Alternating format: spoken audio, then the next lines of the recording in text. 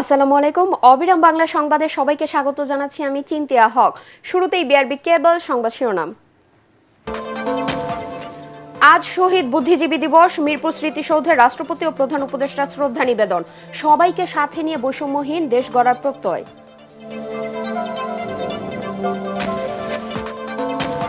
সুদানে জাতিসংঘের শান্তিরক্ষী ঘাঁটিতে সন্ত্রাসী হামলায় ৬ বাংলাদেশি সেনা নিহত, আহত ৮। সন্ত্রাসীদের সাথে লড়াই চলছে আইএসপিআর।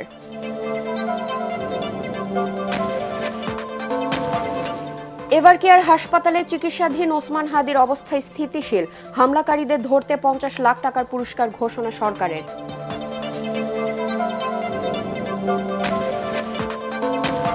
জমে উঠেছে নারায়ণগঞ্জ সদর আসনের নির্বাচনী প্রচারণা। নগর উন্নয়নে ভোটারদের প্রতিশ্রুতি দিচ্ছেন বিএনপি, জামায়াত, এনসিপি প্রার্থীরা।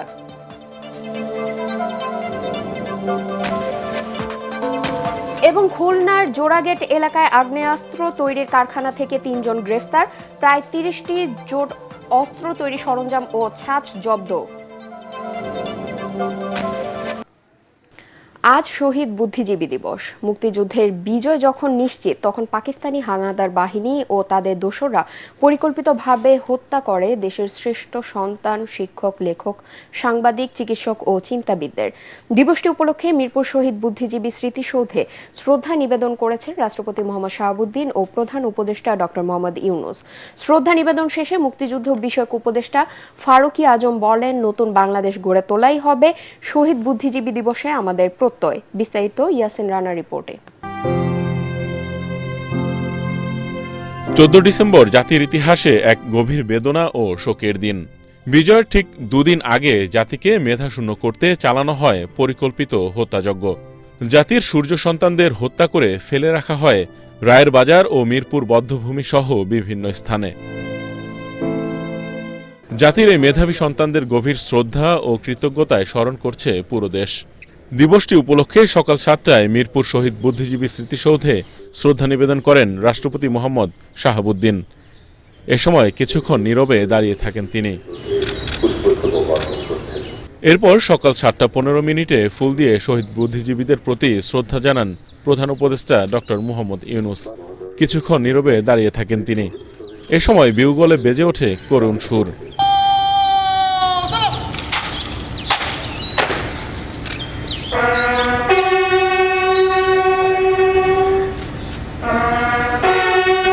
মুক্তিযোদ্ধা, যুদ্ধাহত মুক্তিযোদ্ধা, শহীদ বুদ্ধিজীবী পরিবারের সদস্যদের সাথে কুশল বিনিময় করেন তিনি।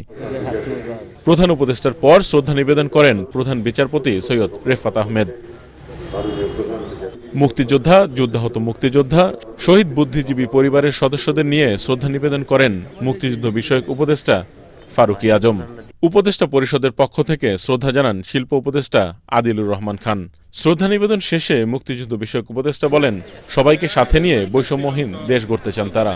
নতুন বাংলাদেশ তো জনগণ তৈরি করবে, এটা জনগণের সর্ব অবস্থান থেকে জনগণের পার্টিসিপেশনে নতুন বাংলাদেশ গড়ে উঠবে। সামনে তো একটা নির্বাচন আসছে, সেই নির্বাচনে জনগণ অংশ নেবে, আনন্দ উৎসবের সাথে অংশগ্রহণ করবে এবং তার পরবর্তী পর্যায়ে জনগণের মতামতের ভিত্তিতে যে সমস্ত সরকার আসবে বাংলাদেশে আগামী ভবিষ্যতে, তার জন্য একটা জুলাই সনদ হয়েছে, তারই ভিত্তিতে নতুন বাংলাদেশ গড়ে উঠবে। রাষ্ট্রপতি ও প্রধান উপদেষ্টার শ্রদ্ধা নিবেদন শেষে উন্মুক্ত করে দেওয়া হয় স্মৃতিসৌধ। তখন ঢল নামে সাধারণ মানুষের। বিভিন্ন শ্রেণী পেশার মানুষ, প্রতিষ্ঠান, স্কুল কলেজের শিক্ষার্থীরাও শ্রদ্ধা নিবেদন করতে আসেন। বুদ্ধিজীবীদের প্রতি আমি শ্রদ্ধা নিবেদন করছি। বাংলাদেশে নতুন বাংলাদেশ ফিরে পাবো, তাদের প্রতি আমরা শ্রদ্ধা নিবেদন করছি, তাদের আত্মার মাগফিরাত কামনা করছি। বিশ্বে আমাদের যে একটা মান, একটা সম্মান সেটি অবশ্যই ধরে রাখতে হবে এবং সেই কারণে আমাদেরকে দুর্নীতি থেকে পিছিয়ে আসতে হবে। বুদ্ধিজীবী দিবস উপলক্ষে আমরা চাই যে স্বাধীনতার উপর বিশেষ করে বাংলাদেশটা যেন সামনের দিকে এগিয়ে যায়। শ্রদ্ধা জানাতে আসা মানুষ বলছেন, শহীদ বুদ্ধিজীবীরা অমর, তাদের আদর্শ ও স্বপ্নেই এগিয়ে যাবে দেশ। শহীদ বুদ্ধিজীবীরা ছিলেন পাকিস্তানি শাসক গোষ্ঠীর বিরুদ্ধে বুদ্ধিবৃত্তিক লড়াইয়ের সম্মুখ সারির যোদ্ধা। স্বাধীন দেশ হিসাবে বাংলাদেশ যেন ঘুরে দাঁড়াতে না পারে, তাই বিজয়ের ঠিক দ্বারপ্রান্তে এসে হত্যা করা হয় জাতির শ্রেষ্ঠ সন্তানদের। তবে ঠিকই ঘুরে দাঁড়িয়েছে বাংলাদেশ। আগামীতে একটি বৈষম্যহীন নতুন বাংলাদেশ গড়তে পারলে পূরণ হবে শহীদ বুদ্ধিজীবীদের স্বপ্ন। ইয়াসিন রানা, এটিএন বাংলা, ঢাকা। এদিকে রায়ের বাজার বৌদ্ধভূমি স্মৃতিসৌধে শ্রদ্ধা নিবেদন করছেন বিভিন্ন দল ও সংগঠন সহ সর্বস্তরের মানুষ। সকালে ঢাকা বিশ্ববিদ্যালয় কেন্দ্রীয় ছাত্র সংসদ ডাকসুর ভিপি সাদিক কায়েম শ্রদ্ধা নিবেদন শেষে বলেন, স্বাধীন দেশে অনেক বুদ্ধিজীবী ফ্যাসিবাদের পক্ষে কাজ করেছে। তিনি বলেন, বাংলাদেশে থাকতে হলে বাংলাদেশপন্থী হয়েই থাকতে হবে। দিল্লির দাসত্ব থেকে বেরিয়ে এসে বাংলাদেশপন্থী রাজনীতি করতে হবে। এদিকে দেশকে আবারও যারা ধ্বংসের দিকে নিয়ে যেতে চাচ্ছে তাদের ছাড় দেওয়া হবে না বলে হুঁশিয়ারি দিয়েছেন বাংলাদেশের কমিউনিস্ট পার্টির সাধারণ সম্পাদক রুহিন হোসেন প্রিন্স। দেশের সার্বভৌমত্ব রক্ষায় শহীদ বুদ্ধিজীবীদের ত্যাগকে ধারণ করে সব অপশক্তি দমনেরও হুঁশিয়ারি দেন তিনি।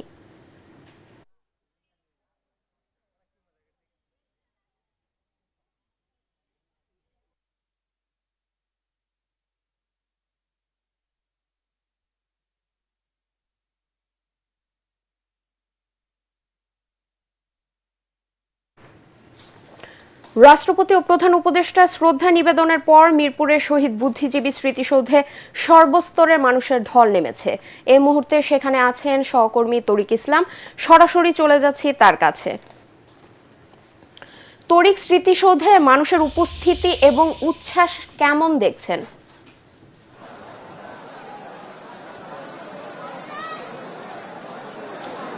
চিন্তা, ধন্যবাদ আপনাকে। আপনি ঠিক যেমনটি বলছিলেন, আমি এখন রয়েছি মিরপুর শহীদ বুদ্ধিজীবী স্মৃতিসৌধে। আপনাকে একটু ক্যামেরার চোখে দেখায়, এখানে রাষ্ট্রপতি এবং প্রধান উপদেষ্টা শ্রদ্ধা নিবেদনের পর সমস্ত স্তরের মানুষজন কিন্তু এখানে এসেছেন শহীদদেরকে শ্রদ্ধা জানাতে। আমরা দেখেছি বিভিন্ন সামাজিক সংগঠন, রাজনৈতিক সংগঠনের পক্ষ থেকে এখানে এসে শ্রদ্ধা জানানো হয়েছে।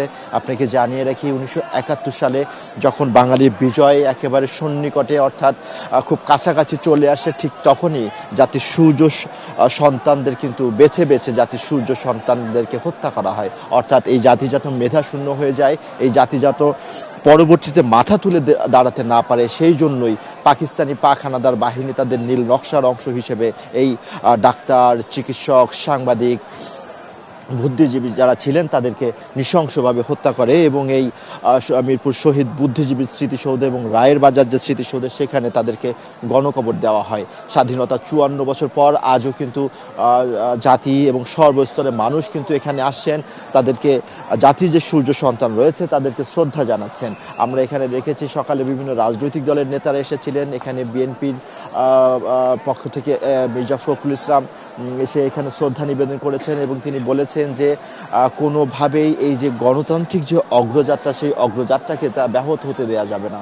অর্থাৎ 71-এর পর থেকেই অনেকবার বাংলাদেশের স্বাধীনতা, বাংলাদেশের মুক্তিযুদ্ধ এবং বাংলাদেশের ইতিহাসের উপরে বিভিন্ন ধরনের কিন্তু কালো থাবা এসেছে, কিন্তু বাঙালি এবং বাঙালি জাতি তাদের স্বমহিমায় কিন্তু এই যে বুদ্ধিজীবী দিবস, স্বাধীনতা তাকে ধারণ করে চলেছে এবং তারই ধারাবাহিকতায় আজও কিন্তু তারা সকাল থেকেই এই মিরপুর শহীদ বুদ্ধিজীবী স্মৃতিসৌধে আসছে এবং তারা শ্রদ্ধা জানাচ্ছেন এবং তাদের ঘুরে ফিরে একটাই প্রশ্ন তাদের কণ্ঠস্বরে বেজে উঠেছে, 71 সালে যুদ্ধের মাধ্যমে যে স্বাধীনতার স্বপ্ন তারা দেখেছিলেন, যে বাংলাদেশের স্বপ্ন তারা দেখেছিলেন, সেই স্বপ্নের আসলে কতটুকু পূরণ হলো, এটা নিয়ে তাদের কিন্তু এক ধরনের প্রশ্ন রয়েই গেছে। তো মোটা দাগে যদি বলি, বিভিন্ন রাজনৈতিক দলের নেতারা, সামাজিক সংগঠন, রাজনৈতিক সংগঠন এসে এখানে শ্রদ্ধা নিবেদন করছেন। আমরা দেখতে পাচ্ছি জাতীয় নাগরিক পার্টি এনসিপিও এরই মধ্যে এখানে উপস্থিত হয়েছেন এবং কিছুক্ষণের মধ্যে হয়তোবা তারাও এখানে শ্রদ্ধা নিবেদন করবেন এবং তাদের পক্ষ থেকে তাদের যে বক্তব্য সেটা তুলে ধরা হবে। তো এখানে সর্বস্তরের মানুষ এসেছেন এবং জাতির সূর্য সন্তানদের শ্রদ্ধা নিবেদন করছে। সিনথিয়া, মিরপুর স্মৃতিসৌধ থেকে এই ছিল আমার কাছে সবশেষ। তরিক, আপনাকে ধন্যবাদ। সুদানে জাতিসংঘ ঘাঁটিতে সন্ত্রাসী হামলায় বাংলাদেশ সেনাবাহিনীর 6 শান্তিরক্ষী নিহত হয়েছেন। এ ঘটনায় গভীর শোক ও উদ্বেগ জানিয়েছেন প্রধান উপদেষ্টা ডক্টর মোহাম্মদ ইউনূস। এক বিবৃতিতে তিনি এই শোক জানান। এ সময় নিহত শান্তিরক্ষীদের আত্মার মাগফিরাত কামনা করে শোক সন্তপ্ত পরিবারের প্রতি গভীর সমবেদনা জানান প্রধান উপদেষ্টা।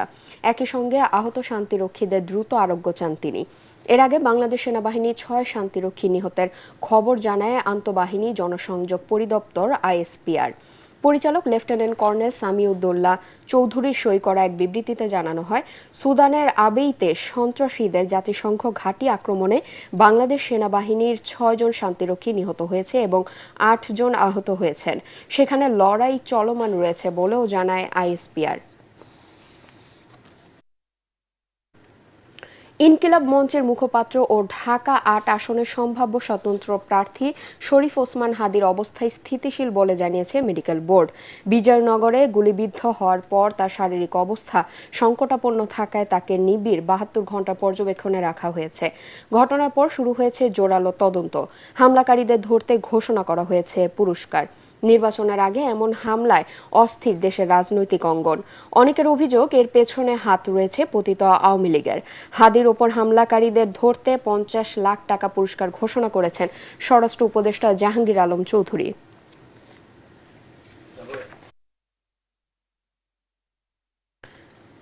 এদিকে শহীদ বুদ্ধিজীবী দিবসে মিরপুর শহীদ বুদ্ধিজীবী স্মৃতিসৌধে শ্রদ্ধা নিবেদন করেছেন বিএনপি নেতারা। পরে দলের মহাসচিব মির্জা ফখরুল ইসলাম আলমগীর বলেন, কোনো ষড়যন্ত্র নির্বাচন বাধাগ্রস্ত করতে পারবে না। নতুন বাংলাদেশ গড়ার যে অগ্রযাত্রা শুরু হয়েছে, নির্বাচনের মধ্য দিয়ে গণতান্ত্রিক অগ্রযাত্রা অব্যাহত থাকবে। তিনি বলেন, নতুন করে শত্রুরা হত্যাকাণ্ডে মেতে উঠেছে, সামনে আরও হামলা বাড়তে পারে বলে আশঙ্কা জানান মির্জা ফখরুল। দেশনেত্রী বেগম খালেদা জিয়া, যিনি অত্যন্ত অসুস্থ, তার পক্ষ থেকে, আমাদের ভারপ্রাপ্ত চেয়ারম্যান জনাব তারেক রহমানের পক্ষ থেকে, বাংলাদেশ জাতীয় দলের সকল নেতাকর্মীদের পক্ষ থেকে আমরা আজকে এই শহীদ বুদ্ধিজীবী স্মৃতিসৌধে এসে আমরা শ্রদ্ধা নিবেদন করেছি, শপথ গ্রহণ করেছি যে আমরা যে কোনো মূল্যেই বাংলাদেশের স্বাধীনতা সার্বভৌমত্বকে অক্ষুণ্ণ রাখবো, গণতান্ত্রিক অগ্রযাত্রাকে অক্ষুণ্ণ রাখবো, সমস্ত চক্রান্তকে ব্যর্থ করে দিয়ে বাংলাদেশকে নতুনভাবে আমরা গড়ে তুলব ইনশাআল্লাহ। জমে উঠেছে নারায়ণগঞ্জ সদর আসনের নির্বাচনী প্রচারণা। সেখানে প্রতিদ্বন্দ্বিতা করছেন বিএনপি, জামায়াত ইসলামী ও জাতীয় নাগরিক পার্টি এনসিপির প্রার্থীরা। তাদের মধ্যে কেউ প্রতিশ্রুতি দিচ্ছেন নগর উন্নয়নের, আবার কেউ বলছেন সকলের সহযোগিতায় গড়া হবে নতুন নারায়ণগঞ্জ। রিপোর্ট ঐশী গোস্বামী প্রমার। নারায়ণগঞ্জের চাষারা, রেলগেট, ফতুল্লা সহ পুরো সদরেই বইছে নির্বাচনের আমেজ। নির্বাচন কমিশনের নিষেধাজ্ঞা থাকায় পোস্টারের দেখা মেলেনি, তবে প্রচারণা চলছে পুরোদমে। সালাম স্টিল ভোটার গাড়ি নিয়ে আমরা ঘুরে দেখেছি বিএনপি, জামাত, এনসিপির প্রার্থী, কর্মী ও সমর্থকদের সরব প্রচারণা। নারায়ণগঞ্জবাসীরা জানান, জেলাকে মাদক সন্ত্রাসমুক্ত রাখবে এমন প্রার্থীকেই ভোট দেবেন তারা। প্রার্থীদের কাছে আশা থাকবে নারায়ণগঞ্জ বিনির্মাণে সকলের একসাথে সহযোগিতা কামনা করি। আমরা প্রত্যাশা করতেছি অনেক কিছু, যে ভালো করতে পারবো দেশাই ভালো। বিএনপির প্রার্থী মাসুদুজ্জামান মাসুদ বলেন, নগরের উন্নয়নে সঠিক প্রার্থীকেই ভোট দেবে জনগণ। আমি নারায়ণগঞ্জটাকে ভালো বুঝি এবং আমার নারায়ণগঞ্জের মানুষ আমাকে বোঝে, আমি মনে করি আমাকে পজিটিভলি নিয়েছে। অন্যদিকে ইসলামের আইনেই দেশের পরিপূর্ণ উন্নয়ন সম্ভব বলে মনে করছেন জামাতে ইসলামের প্রার্থী মাওলানা মঈনুদ্দিন আহমেদ। যদি দেশে আল্লাহর আইন থাকে, সৎ লোকের শাসন থাকে, তাহলে দেশে সরকারি যে বরাদ্দ যেটা থাকে যেই কাজের জন্য, যে সেই বরাদ্দের টাকাটা ওই কাজে খরচ হয়, তাহলে অটোমেটিকলি দেশের সব ক্ষেত্রে উন্নয়ন হবে। আর এনসিপি মনোনীত প্রার্থী আহমেদুর রহমান তনু বলেন, সকলের সহযোগিতায় তরুণরাই পারবে জেলার উন্নয়ন করতে। বাস্তবিক অবস্থা হচ্ছে সকলের হাত ধরে আসলে সামনের দিকে এগিয়ে যাওয়া। সেই জায়গা থেকে মানসিকভাবে আমি প্রস্তুত যে আমি আসলে পারবো। ক্ষমতা পেলে জনগণকে সাথে নিয়েই জেলার উন্নয়নে কাজ করবেন, এমনটাই বলছেন প্রার্থীরা। ঐশী গোস্বামী প্রমা, এটিএন বাংলা, ঢাকা। সালাম স্টিল ভোটের গাড়ি নিয়ে এখন মাদারীপুরে আছেন মিজান শাহজাহান। সরাসরি চলে যাচ্ছে তার কাছে। মিজান, মাদারীপুরে ভোটের হালচাল কেমন দেখছেন এবং ভোটারদের প্রতিক্রিয়া কেমন?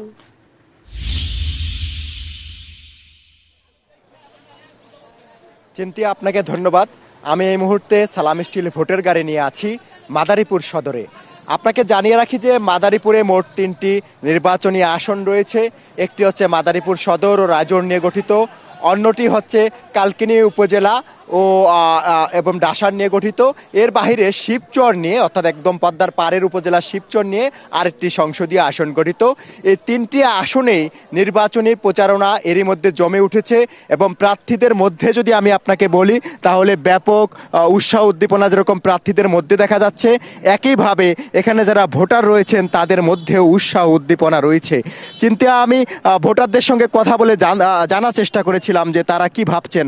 তারা বলছেন যে তাদের এলাকায় মহাসড়কে অনেক উন্নয়ন হয়েছে, কিন্তু আঞ্চলিক যে সড়ক রয়েছে সেই সড়কে তেমন একটা উন্নয়ন গত 16 বছরে হয়নি। যদিও বলা হয়ে থাকে বৃহত্তর ফরিদপুর হচ্ছে উন্নয়নের জেলা, কিন্তু তারা বলছেন যে যেহেতু প্রমত্তা পদ্মা সেতু পদ্মা নদী এখান দিয়ে বয়ে গিয়েছে, এই কারণে ঢাকা থেকে তারা কাছের জেলা হওয়া সত্ত্বেও এতদিন অনেক দূরের জেলা ছিল। কিন্তু যেহেতু পদ্মা সেতু উদ্বোধন হয়েছে এই কারণে স্বাভাবিক কারণে মহাসড়কে যশোর, আমরা যদি বলি বরিশাল, ফরিদপুর, এমনকি মাদারীপুর, শরীয়তপুরের কথাও যদি বলি তাহলে এখানে একটা সংযোগ স্থাপিত হয়েছে। কিন্তু সংযোগ স্থাপিত হওয়ার কারণে ঢাকা থেকে মাত্র 2 ঘন্টায় মাদারীপুরে আসার সুযোগ তৈরি হয়েছে। কিন্তু তারা বলছেন যে যারা আগামীতে নির্বাচিত হবেন তাদেরকে এই প্রতিশ্রুতি দিতে হবে যে শুধুমাত্র মহাসড়কের উন্নয়ন নয়, আঞ্চলিক যে উন্নয়ন, বিশেষ করে কলকারখানা যদি স্থাপন করা না যায়, যদি এখানে শিল্প কারখানা না হয় তাহলে এই কৃষির উপরে নির্ভর করে তাদের জীবিকা নির্ভর করতে হবে, যেটি তাদের জন্য চ্যালেঞ্জ হয়ে দাঁড়িয়েছে। এই চ্যালেঞ্জের কারণ হিসাবে তারা বলছেন যে একসময় পাটের উপরে মূলত বৃহত্তর ফরিদপুর নির্ভরশীল ছিল, কিন্তু দেশীয় পাটকল বন্ধ হয়ে যাওয়ায় এবং বিদেশে পাটের চাহিদা কমে যাওয়ায় তাদের কর্মসংস্থানের ক্ষেত্রে এখন কিছুটা সমস্যা হচ্ছে, কারণ এখন আর ওভাবে পাট চাষ হচ্ছে না।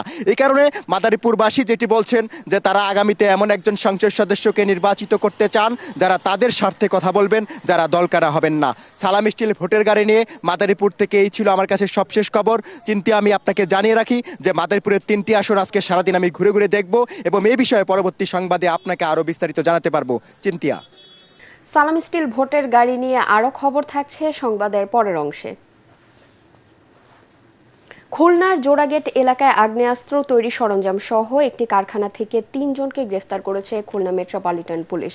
গতরাতে গোপন সংবাদের ভিত্তিতে নগরী জোড়াগেট এলাকার গণপূর্ত অফিসের পাশে একটি লেদ কারখানায় অভিযান চালায় কেএমপির গোয়েন্দা শাখার একটি দল। অভিযানে প্রায় 30টি ছোট আগ্নেয়াস্ত্র তৈরি সরঞ্জাম ও ছাঁচ জব্দ করা হয়। এ সময় কারখানার মালিক নজরুল ও কর্মচারী শহীদুল ও আকবরকে গ্রেফতার করে পুলিশ। নির্বাচনের সহিংসতা, জলদস্যু সহ নগরীর বিভিন্ন সন্ত্রাসী গ্রুপ এখান থেকে অস্ত্র সংগ্রহ করত বলে ধারণা করছেন পুলিশ কর্মকর্তারা।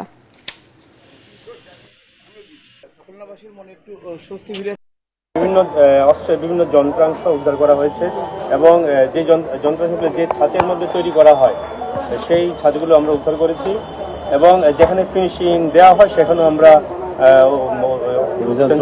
চলছে। বেসিক্যালি অন্যান্য কাজের পাশাপাশি অস্ত্র তৈরি করছে। আবারও সালাম স্টিল ভোটের গাড়ির খবর। দল বা প্রার্থীর নাম ভাঙিয়ে অপকর্ম করলে আইন শৃঙ্খলা রক্ষাকারী বাহিনীর হাতে তুলে দেওয়ার আহ্বান জানিয়েছেন মানিকগঞ্জ 1 আসনে বিএনপি মনোনীত প্রার্থী এস.এ. জিন্না কবির। জামাত মনোনীত প্রার্থী ডাক্তার আবু বকর সিদ্দিক বলেন, প্রতীক দেখিয়ে ভোট টানা দিন শেষ, এবার ব্যালট বিপ্লবে বিজয়ী হবে তার দল। মানিকগঞ্জ প্রতিনিধি শহীদুল ইসলাম সুজনকে সাথে নিয়ে মিজান শাহজাহানের রিপোর্ট। শিবালয়, দৌলতপুর ও ঘিওর নিয়ে সংসদীয় আসন মানিকগঞ্জ 1 গঠিত। এই আসনের বিশাল অংশ জুড়ে পদ্মা ও যমুনা নদীর অবস্থান। জেলার অন্য 2টি আসনের মতো এই আসনেও পুরোদমে জমে উঠেছে প্রচারণা। সালাম স্টিল ভোটের গাড়ি নিয়ে আমরা ঘুরে ঘুরে দেখেছি বিএনপি, জামাত, এনসিপির প্রার্থী, কর্মী ও সমর্থকদের সরব প্রচারণা। বিএনপির প্রার্থী এস.এ. জিন্না কবির বলেন, দুর্নীতির বিরুদ্ধে জিরো টলারেন্স নীতিতে বিশ্বাসী তার দল।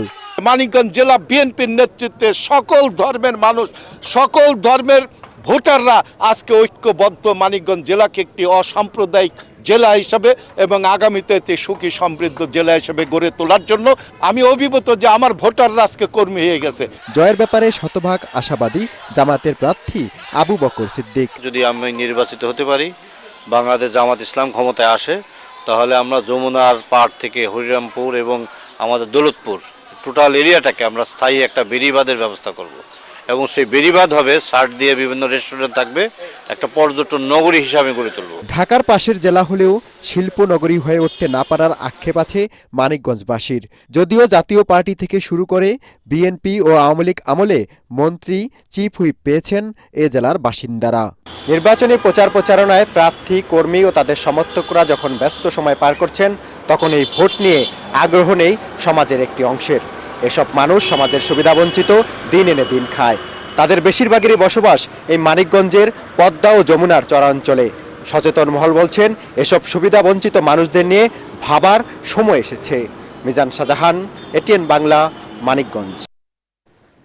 সালাম স্টিল ভোটের গাড়ি নিয়ে সিরাজগঞ্জে আছেন আলী আসগর ইমন। সেখানকার ভোটের হালচাল জানাচ্ছেন তিনি। সালাম স্টিল ভোটের গাড়ি নিয়ে আমি চলে এসেছি যমুনা নদী পার হয়ে, ঠিক যমুনা নদীর একদম কিনারে। আমরা এখানকার স্থানীয় বাসিন্দাদের কাছ থেকে শুনি নির্বাচনের হালচাল কি, তারা কি ভাবছে এবারের নির্বাচন নিয়ে। আর দেখেন আওয়ামী লীগ বিএনপি আঙ্গুরে ফিরা চায় না জামাত তৈরি পারে না, তাহলে আমরা এখন পড়ে গেছো অস্থায়ী। আঙ্গুরে কোনো নাই, মানে কৃষকের কোনো দলীয় তো নাই। দেশের উন্নয়ন চাই, মানে রাস্তাঘাট, কালভার্ট, ব্রিজ টিরিজ যাতে ভালো হয়, হ্যাঁ এরকম উন্নয়ন চাই। নদীর মধ্যে শান্তিভাবে চলতে চাই, চোর ডাকাতের না থাকে তাই ভালো। আসন্ন নির্বাচনে জেলেদের এই ভোটও একটি বিরাট ফ্যাক্ট হয়ে যাবে এই সিরাজগঞ্জ 2 আসনের জন্য। এবারে খেলার খবর।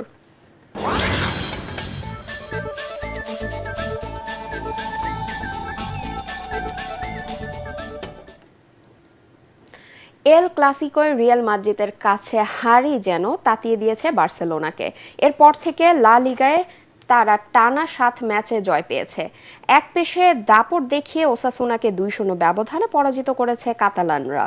ঘরের মাঠ ক্যাম্প নুয়ে গোল শূন্য প্রথমার্ধের পর খেলার 70 মিনিটে রাফিনহার গোলে এগিয়ে যায় বার্সেলোনা। 86 মিনিটে ব্যক্তিগত ও দলের দ্বিতীয় গোলটি করেন এই ব্রাজিলিয়ান ফরওয়ার্ড। এতে 17 ম্যাচে লিগ টেবিলের শীর্ষে থাকা বার্সার পয়েন্ট বেড়ে হলো 43। এক ম্যাচ কম খেলে 36 পয়েন্ট নিয়ে 2-এ আছে চিরপ্রতিদ্বন্দ্বী রিয়াল মাদ্রিদ। শেষ করার আগে বিআরবি কেবল সংবাদ শিরোনাম আরেকবার। আজ শহীদ বুদ্ধিজীবী দিবস। মিরপুর স্মৃতিসৌধে রাষ্ট্রপতি ও প্রধান উপদেষ্টার শ্রদ্ধা নিবেদন। সবাইকে সাথে নিয়ে বৈষম্যহীন দেশ গড়ার প্রত্যয়।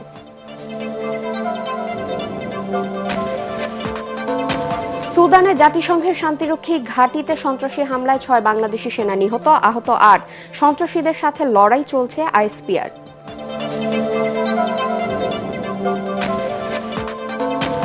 এবার কেয়ার হাসপাতালে চিকিৎসাধীন ওসমান হাদির অবস্থা স্থিতিশীল। হামলাকারীদের ধরতে 50 লাখ টাকার পুরস্কার ঘোষণা সরকারের।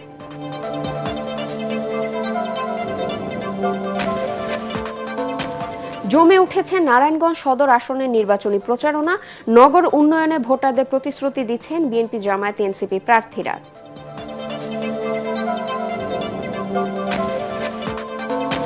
এবং খুলনার জোড়াগেট এলাকায় আগ্নেয়াস্ত্র তৈরির কারখানা থেকে 3 জন গ্রেফতার।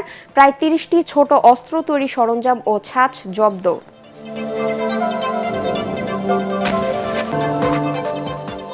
পরবর্তী সংবাদ দেখার আমন্ত্রণ জানিয়ে এখনকার মতো শেষ করছি। এটিএন বাংলা সংবাদ ইউটিউবে দেখতে ব্রাউজ করুন youtube/ATN Bangla News। ধন্যবাদ সবাইকে।